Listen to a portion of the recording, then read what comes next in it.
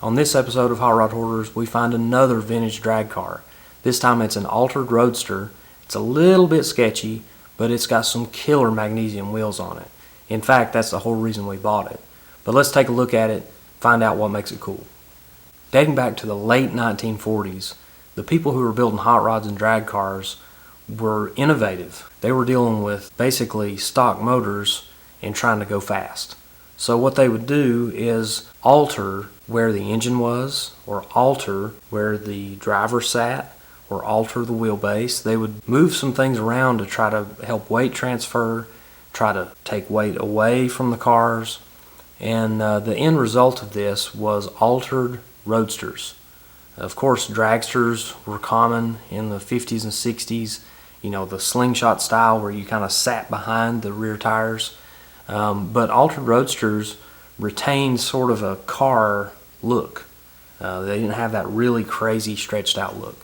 So what a lot of guys would do, you'd move the seat to the center, you'd move your seat to pretty much be sitting over the top of the rear end, and you'd move that motor back to where it was closer to the middle of the chassis. And altered stayed popular for many, many years. They were originally used in classes like, you know, the famous fuel altereds that we see that are just crazy out of control, like the Winged Express. Those things were running on nitro. They were just a handful. Later in the years, altered Roadsters were used in bracket racing. They were still a handful. I mean, if you get this thing the least bit crossed up in the burnout box, it's going to be rough. But they were cool. They were used for many, many years. Especially, you know, you got into the 80s and 90s, and these things were super common. You saw them at the drag strip all the time. So I found this car while I was laying in bed in Las Vegas. Isn't that how every good story starts? I was at the SEMA show for my real job. I was there, you know, it was the end of the day. I was just scrolling on my phone, and a guy from right here in Dayton posted a picture of this thing. An altered Roadster drag car with magnesium wheels on it. And I thought, well, that's strange. That's not something you see around here very often. Not a lot of people care about that kind of stuff. So I sent the guy a message. I mean, he's a car guy. So I sent him a message and I said, hey, what's the deal with this car? I think I want it. So the next morning, because it was already, you know, well past midnight Eastern time, the next morning I called my dad and I said, you got to figure out a way for us to buy this thing because, you know, you just don't see this stuff around here much. So he reached out to the guy. He knew exactly who it was, where to go check it out. He got a hold of him and made a deal on this thing that day. I mean, it was kind of a quick exchange. Really, the only reason we were buying it is just for the wheels. Those front wheels are super cool, and they were in perfect shape. I mean, the dull gray tone of these wheels, the patina is absolutely perfect. They would actually polish up really well, but for us, we kind of like them to look gray like that. So anyways, the front wheels was the focal point. The rest of it was kind of a bonus. So we got the thing home. We actually had to put some wheels on the back of it. It just had some roll around wheels. We just put some welds and some big tall slicks on there just so it would kind of look the part. And that's pretty much it. That's probably all we're going to do with it because this car is not a historic type of car, although it does have some really old wheels. The rest of it, you can tell this car was probably built in the 80s or 90s. It's got a square tube frame. It's got kind of a odd roll cage setup. And even though it has a round tube axle, somebody has put rack and pinion on it, which is kind of like a no-no.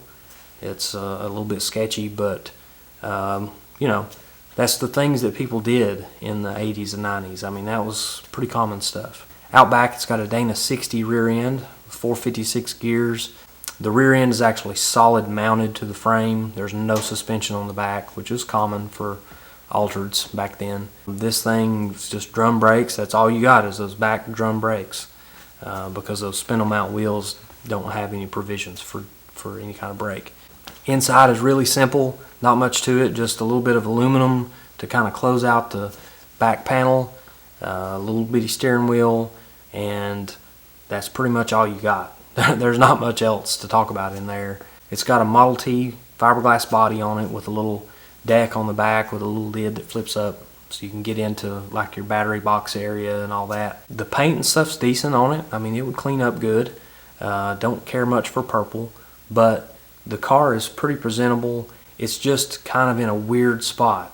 A car like this doesn't qualify as a historic car.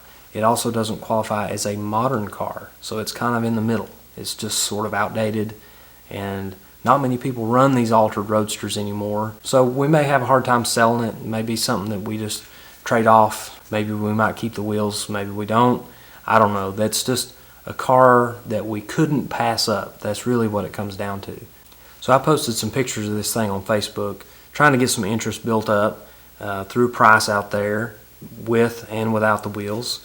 In the comments, a guy named John Keener commented, and he's an old drag racer from way back. His dad was an old drag racer. His whole family's drag racing people. He said, this is the car that I built. He said, I built this thing 20 plus years ago and ran it all over the place. He said, I ran it at Dallas, Georgia, ran it at Paradise Drag Strip in Calhoun, ran it all over the place and won money with it. He was telling me it had a small block Chevy, single carburetor, real simple setup. Even though this thing doesn't have a real super long decorated history, it's still cool to put those pieces together and know who put all that work into this setup. And you know, even if it doesn't meet modern standards, it's still cool. So I wanted to share that here. It's not a car that we're probably going to keep forever. Obviously we're trying to sell it or trade it off or something, but it is a car that we wanted to snatch up and get our hands on, because you just don't see this stuff pop up locally very often. And to be perfectly honest, we're probably one of the only people around here that cares enough about it to buy something like that. So we snatched this thing up, we talked about it a little bit, and it served its purpose. That's really about all we're going to do with it. So I still wanted to show it off here, because you just never know what you're going to find. You never know what's going to show up locally, what your buddy might drag home, you know, that you had no idea was even around these parts.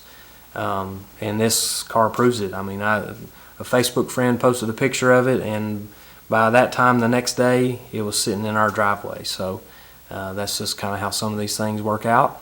And you know, we'll always keep you up to date on all of our new projects and our new finds and our new acquisitions. So just stay tuned. I post a new video every Friday. Please hit that subscribe button, hit the notification bell, and stay tuned for more.